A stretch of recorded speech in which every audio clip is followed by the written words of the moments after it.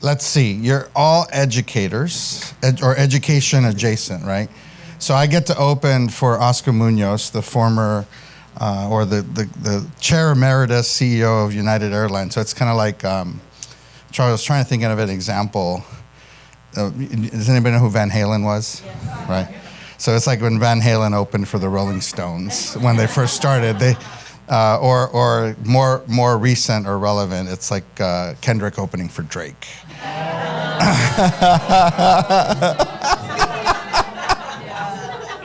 Well, when he first started out, not now. You know, I don't know if you know that story. That he obviously you know the beef, right? I've gone down that rabbit hole quite a bit. So first of all, it's great to be here, and I do not do public speaking. I haven't done it in a while. Like, I've done lots of public speaking, but lately I've been heads down focused on HSF. And so in 2024, I did 0. In 2025, I was planning to do 0 because we have so much work. But when Michael called, it was, if I'm going to make an exception, it's going to be for this team and for Michael and for subject. As was stated, HSF was a Series A investor, so I'm coming to check out, make sure our investment is doing well, and I think it is, and so we're super pleased with that. You may or may not know that Michael and Felix, the two co-founders, were both HSF alumni. They received scholarships when they were in college, just like I did. So a little bit about me, just really quick. I am the oldest of 8 kids. Anybody here have 7 brothers and sisters? Anybody close? Anybody have none of you? You're only child? My dad was one of 13. Oh, okay. Well, that's pretty impressive. One of 14, but yeah, it stopped there. So I was the oldest of 8. I have 5 sisters and 2 brothers. My parents came from Mexico. My father's family's from Michoacan and my mother's family's from Sonora. They met in Tijuana, and then they came up to the United States at a time where it was no big deal. You could just go, come back and go. And obviously they came, at the time, it was not that hard to come legally to get their permanent residency and so forth. And so their roots were here in Los Angeles. This is where I was born. And where they came so that they could provide a future for their children. And my father was a union carpenter. My mother was a stay-at-home mom, although I would call her a Renaissance woman. She studied accounting. She didn't graduate from college, but she has done almost every job, including being a community organizer. So if you're familiar with Sololinsky, the Industrial Areas Foundation, you've heard that former President Barack Obama started as a union organizer. He actually started in the same organization that my mom was trained in, the Industrial Areas Foundation. And so here in Southern California, she was part of a group that she did 2 big things. And I'm really proud to talk about my mother. She helped pass the assault weapons ban in California, and she also helped to raise the minimum wage. And my mom is one of those unsung heroes. Her job was really interesting. Her job was to take the swing vote on I think it's called the Industrial Relations Board. They're the ones that decide the minimum wage in California. Her job was to take the swing vote. There were 3 Republicans and 2 Democrats on this committee, and there was a Republican woman who was not sure which way she was going to vote. So my mom took her shopping and said, "Here's the money that you would have if you earned minimum wage. Now let's go shop for a week's groceries." And the woman was absolutely stunned that at the time when it was $3.15, what you would be left with after taxes, after rent, which is, you can imagine. And so the woman voted to raise the minimum wage. California now continues to have one of the highest minimum wage in the country. So that was my mother. They both told us, like I'm sure many of you, that work hard, do well, and you'll be able to do interesting things. Or great things. And I listened. I ended up going to Harvard undergrad, where I was an HSF alum. I applied and got accepted and was an HSF scholar, and HSF helped me to get through. And I've had a lot of really interesting paths. There's a lot that I can say. I don't have a lot of time, so I'm going to try to focus on the things that I think are relevant to what you're dealing with now. So first of all, I am a certified high school government and English, government and history teacher. I think my certification is a little, like I need to refresh it. But while I was at Harvard, I actually went to the Kennedy School to get my teaching certification during my senior year in college. And so if my current gig doesn't work out, I got a backup plan. And seriously though, that was an experience for me that still to this day was very formational and helpful to me to understand just the importance. My mother, actually I have two sisters who have been teaching for over 30 years, public school teachers. My sister Esther, well, they both teach like first and second grade. They go back and forth. My mother was a home liaison. So public school education, which is what I did. I went to, anybody here from the San Gabriel Valley? And here in Southern California? Really? Okay, California, that's close enough. But I went to Baldwin Park High School, which is a school district out in the San Gabriel Valley. And, did all the things that you're supposed to do when your parents tell you to do good things in school, and ended up, like I said, going to Harvard. But as a product of public education, I can certainly testify to the fact of how challenging, it is to go through that process. So, in addition to that, I was also the youngest elected mayor. Any school board members in here or superintendents? No superintendents? I thought there was. Oh, there's one. So as I was 23 years old when I was elected mayor. So just imagine yourself. Who's close to 23 right here in the room? Anybody like 20? Like how old are you? 23. All right, stand up. So if you're 23, stand up. Okay, you're 23. And how old are you? All right, stand up. So there I am as mayor, 24 years old. And that path has continued to be incredibly, or that experience has continued to be incredibly informative to the things that I have to deal with today. My background actually is in finance, so I went from being mayor to going to Harvard Business School to having a career in finance, which is how I ended up investing, how HSF invested in Subject, and then to doing this and to being here at HSF, leading an organization. Anybody here familiar with HSF? A little bit?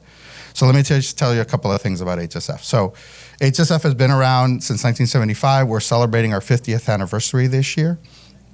I'm very excited about that. We currently have 25,000 scholars at over 1,200 universities across the country. We provide direct service to about 13,000 parents and students in 2,900 cities, all 50 states, every U.S. territory. And the services that we provide in person and online, and it's something that, incredibly proud of the work that we do. The work, obviously, that all of you do, we see it, and the importance of the things that you're doing, and if you're working with Subject or thinking about working with Subject, to bring our young leaders, we call them young leaders, we don't call them future leaders, up to where they need to be to be able to pursue their higher education. And that's what we're focused on right now. These are interesting times, to say the least. And the thing that I tell my team is, we've dealt with, when I started in 2013, I started in January 2013. It was President Obama's second inauguration. Go forward to January 2017, President Trump's first inauguration, then 21, Biden, and now. So we've been through all of those different scenarios, and what we continue to do is stay focused on the work that we're doing. Working with leaders like Oscar, working with teams and leaders like the folks that are here at Subject. So I'm going to pause and see if anybody has any questions about anything that I've shared so far, or anything that you're curious about that's related to HSF. Yes? So with our model, we have more of an independent study type model. We have a lot of seniors that can really benefit from HSF. What's the best way for us to connect students that are all over California that really have never heard of you to get the resources from you? Thank you for that question. So one thing that a lot of people don't know about HSF now, and we internally we talk about it, HSF is an education technology company that happens to be a nonprofit. And what I mean by that is we've actually built nowhere close to subject, but we've built a technology platform that enables us to provide the services that we provide in a very scalable way. So what do I mean? Right now we have over 2 million individuals that have a MyHSF account. So many of the students in your school districts actually have connected with us. So the easiest way to connect them with us is to have them create a profile on MyHSF. And once they create that profile, then they can see all of the events that are happening. So right now, there's an application open for the Youth Leadership Institute. By the way, Oscar has spoken at the YLI. In the YLI, we've hosted it at the University of Chicago, at USC, at Princeton, and at LMU, at a host of other universities. And it's a free program for rising high school seniors. So if you have juniors who are Hispanic in your school, tell them to go to create a profile and to apply to the YLI. It's one of the most, I'm biased obviously, but it is one of the most powerful leadership development training programs for young leaders that exists. We spend 2 days virtual with them and then 5 days in person, again on the campus of some of the greatest universities in the country. And by the way, the universities are partnering with us and covering all of the expenses, so it's completely free.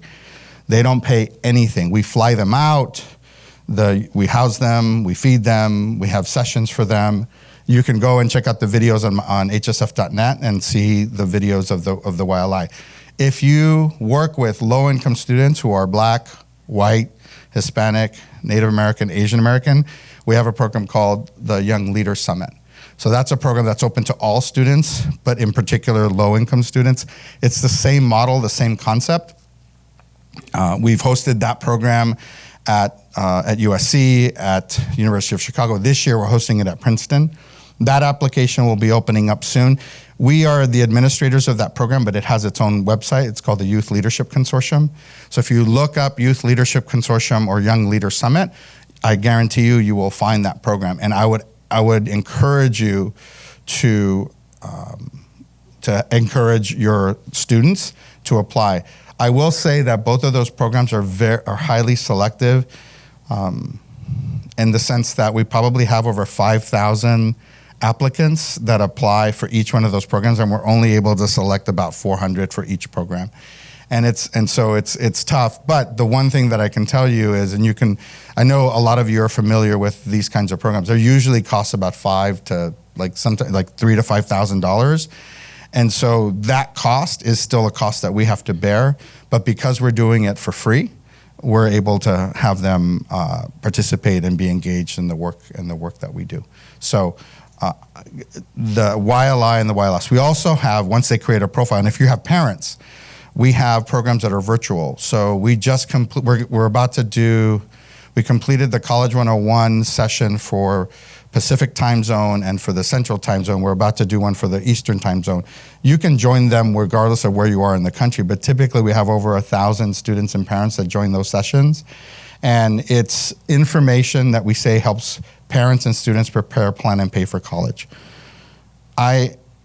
People ask me all the time, what's the biggest obstacle to having students understand that they should pursue a higher education? Many of you would say the cost, right? I actually would say something different. Yes, college is expensive, but it's the myth or the misunderstanding or the misperception of how financial aid and the cost of attending college works. So for example, and you probably all know this already, but this is something that we share with the parents. We say, if you make less than $150,000, now that's not a little bit of money, by the way, right? But if your family makes less than $150,000, then schools, highly selective schools, I think USC is now in that category, right? So Stanford, Harvard, Princeton, Vanderbilt, Duke, all of these very selective schools, if you make less than $150,000, the school will cover your tuition, okay? If you are from a family that makes less than $85,000, again, that's not a little, it's not a lot, but you know, you can think about your communities, and you come from a family and you get into a school like Stanford or Harvard, not only will they cover your tuition, they'll cover everything. They're almost paying you to go to college. So if you don't understand that, if I have a daughter and I'm, you know, working as in construction, and I have a daughter who comes to me and says, you know, Papi, I want to go to college, right? And then Papi goes, pues, ¿cuánto cuesta? How much is it, mija? Well, it's about $90,000 a year. And you know, pues no. You know, let's go to the community college because that's less expensive. And in fact, going to the community college sometimes, for not for all, but for some students that can get into highly selective universities, it's a path to not getting through college because you can't get the right classes, because it takes longer, because there's all sorts of obstacles and roadblocks that get put in the way. So what we're training parents and students on is understanding that it's the misperception of what they need to do for them to get to where they need to go. And so when we start the College 101, we take a survey. And the question is, I believe that college is that we can afford to send my son or daughter to college. And then we ask that question after the program. Before the program, typically we get 15 to 20% of parents that say they think they can afford. Once we get through the program, and this is after 2 hours, it gets up to 75%. So the programs actually work really well in helping parents understand how to get through the roadblocks for financial aid. So I would, that is all in the calendar in our website, so you can go there to see all of those programs that are accessible to all parents. We also do a program called College Camp. So we do that on a college campus. We've done it all over the country: NYU, University of Miami, Arizona State, USC, University of Chicago, UT Dallas. We've done it everywhere. And that is a very specific program for parents in those communities where we bring them to do the same thing that we're doing virtually. The virtual programs are accessible from everywhere, and there is no cost. There's no cost for any of the programs that we deliver for the parents and for the students that we serve. So hsf.net, create a profile, and then they'll be able to access those programs. And again, for the students that are juniors right now, if you're Hispanic, if you have students that are Hispanic or have Hispanic heritage, and by the way, our programs are open to students of all races for the YLI who identify as having Hispanic heritage, and then the YLS is open to students of all races regardless of anything. So we have programs for both. Yes. So I have like 8,000 students in Chicago that would be applicants for what you're saying. Is there somebody locally that we can consult with that can come to our building and talk to our students and parents? The short answer is no, but I'm going to tell you how we've set it up so that we can be accessible across the country. Remember I said we've served people in 2,900 cities in all 50 states. So the biggest challenge for a nonprofit is how do you scale and how do you leverage your resources? And honestly, I think that's a challenge for any organization and certainly for schools, because you want to replicate things so that you can impact. I can't tell you how many schools have asked us to send someone to their school. Like imagine, right? Like it's probably in the thousands that we get those requests, and we intentionally, not intentionally, with a lot of pain and regret have to decline. Anybody here read Good to Great, the book? Okay, highly recommend you read Good to Great and then Good to Great in the Social Sector by Jim Collins. But there's a concept in there, and you've probably heard it in different ways. Sometimes the best deals you do are the deals you say no to. Because all of you as leaders, I'm sure people come up to you with all sorts of great ideas, and you just don't have the time or the resources to do all the great things that people would want you to do.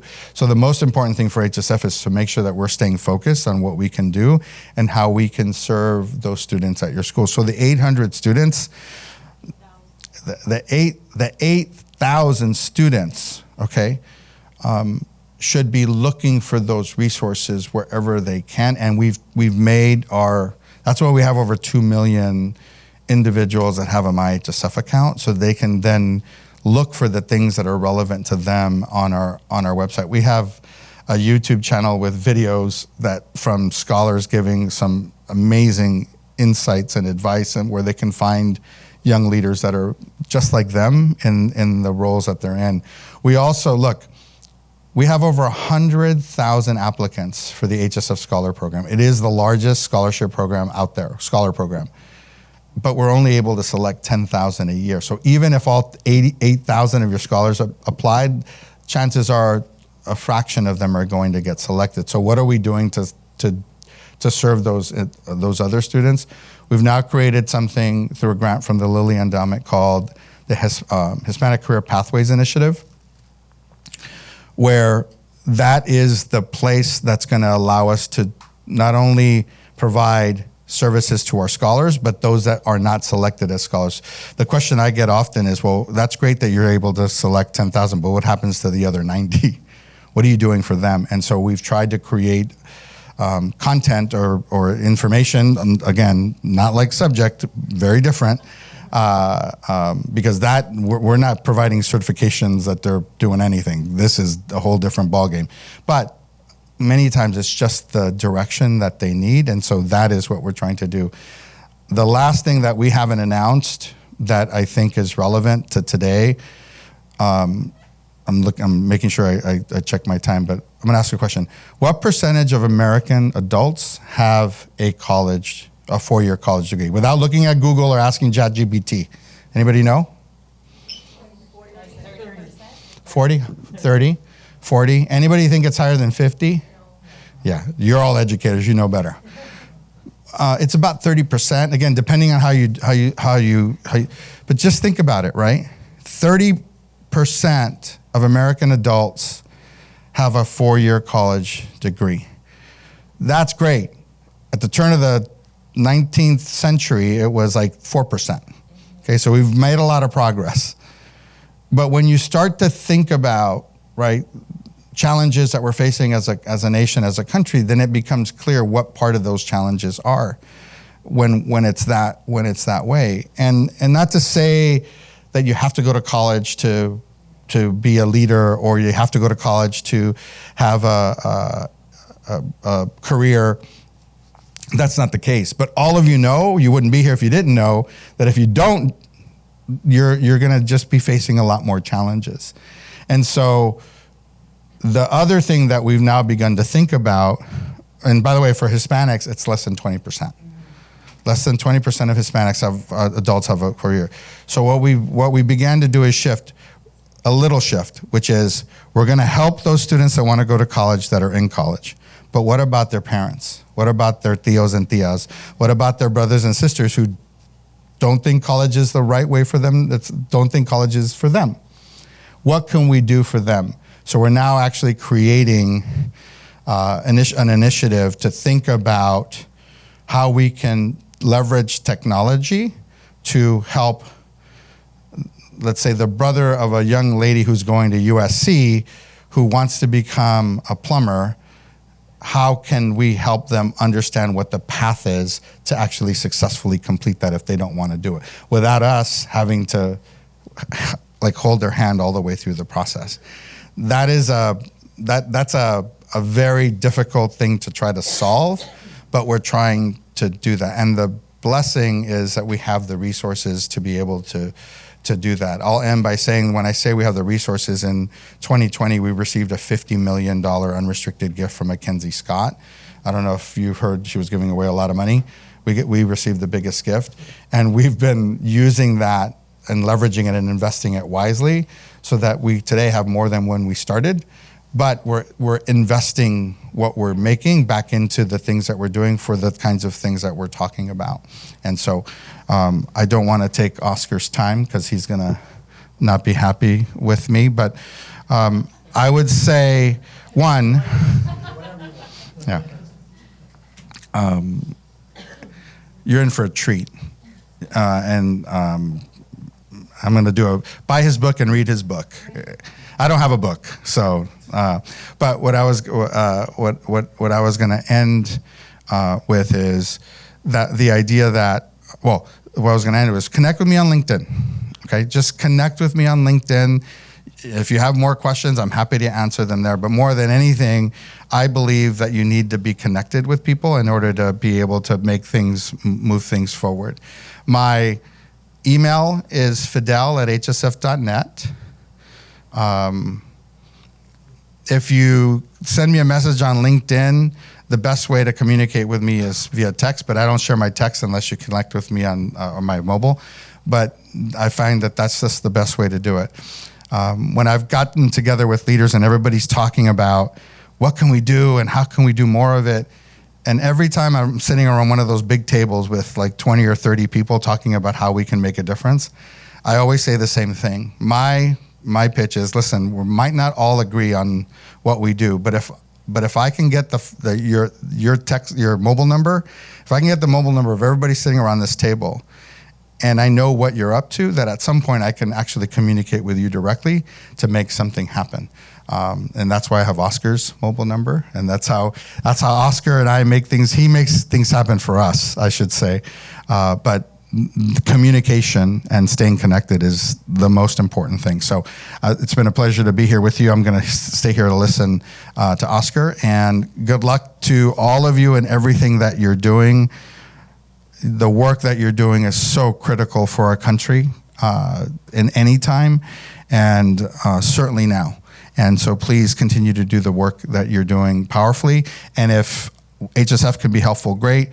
And if you're already working with subject, I think that's a smart move. And if you're considering it, I would highly encourage you to do that for what it does for our young leaders. And that's why we invested. So I'll hand it over to the MC.